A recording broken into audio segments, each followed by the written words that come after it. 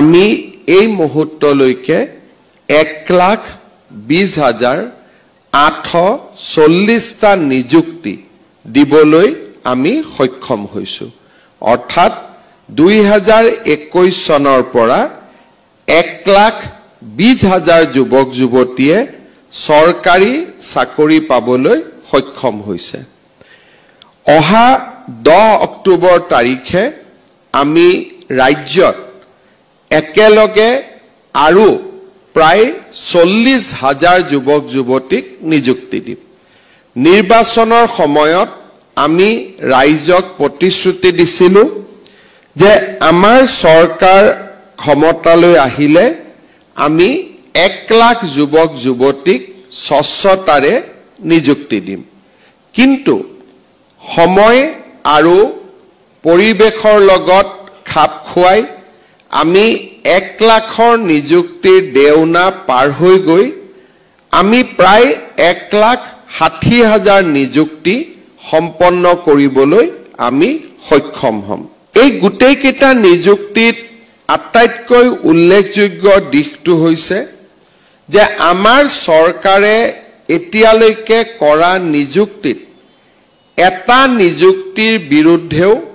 উচ্চ ন্যায়ালয়ত বা আন ন্যায়ালয়ত আবেদন হোৱা নাই আৰু এক প্ৰকাৰ ক'ব গ'লে সম্পূৰ্ণ ন্যায় আৰু স্বচ্ছতাৰ ভিত্তিত আমি নিযুক্তি কৰাৰ বাবে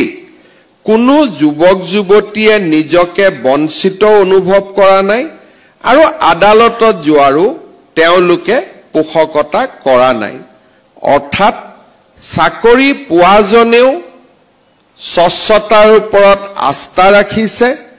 আৰু চাকৰি নোপোৱাজনেও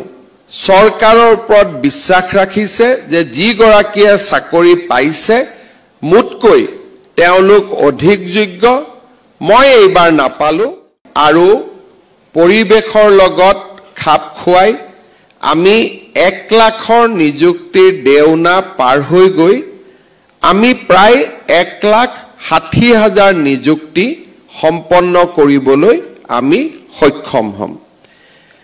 এই গোটেই কেইটা নিযুক্তিত আটাইতকৈ উল্লেখযোগ্য দিশটো হৈছে যে আমাৰ চৰকাৰে এতিয়ালৈকে কৰা নিযুক্তিত এটা নিযুক্তিৰ বিৰুদ্ধেও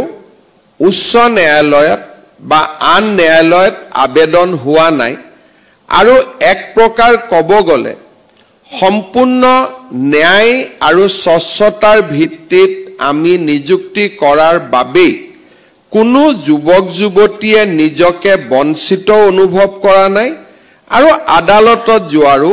তেওঁলোকে পোষকতা কৰা নাই অৰ্থাৎ চাকৰি পোৱাজনেও স্বচ্ছতাৰ ওপৰত আস্থা ৰাখিছে আৰু চাকৰি নোপোৱাজনেও চৰকাৰৰ ওপৰত বিশ্বাস ৰাখিছে যে যি গৰাকীয়ে চাকৰি পাইছে মুতকৈ তেওঁলোক অধিক যোগ্য মই এইবাৰ নাপালো অহাবাৰ মই তাৰ কাৰণে প্ৰচেষ্টা কৰিম এনে ধৰণৰ পৰিবেশ আমাৰ ৰাজ্যত কেতিয়াও দেখা পোৱা নগৈছিল কোনোবা এটা নিযুক্তি দিবলৈ হাতত লোৱাৰ লগে লগে বহু গোচৰ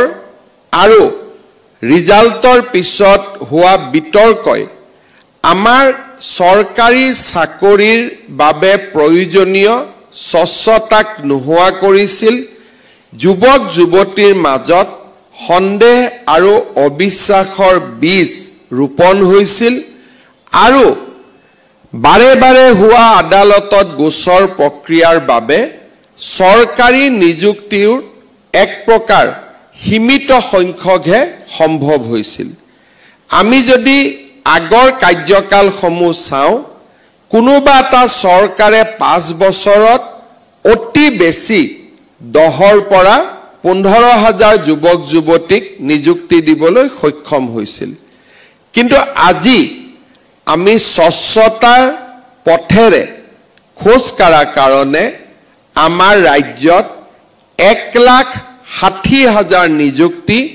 আমি 10 অক্টোবৰৰ ভিতৰত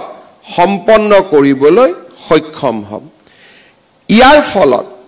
আমাৰ ৰাজ্যৰ চৰকাৰী চাকৰিৰ প্ৰতি যুৱক যুৱতীৰ আস্থা বাঢ়িছে আৰু সকলোৱে এটা কথা বুজি উঠিছে যে আমি যদি চৰকাৰী চাকৰি পাব লাগে আমি পঢ়া শুনা কৰিব লাগিব ইয়াৰ ফলত আমাৰ ৰাজ্যত শিক্ষাৰো এটা সুন্দৰ পৰিৱেশ নিৰ্মাণ হৈছে আৰু আজি আমি ৰাজ্যত দেখা পাইছো যে আমাৰ শিক্ষা বিভাগৰ প্ৰতিটো মানদণ্ডতে আমি সুন্দৰ ফলাফল কৰিবলৈ সক্ষম হৈছো শিক্ষাৰ প্ৰতি ৰাইজৰ আস্থা উভতি আহিছে আৰু ৰাইজে আজি সম্পূৰ্ণভাৱে শিক্ষাৰ জৰিয়তে আমি নিযুক্তি পাম তেনে প্ৰক্ৰিয়াক আঁকোৱালি লৈছে ৰাজ্যৰ কেইটামান বিভাগ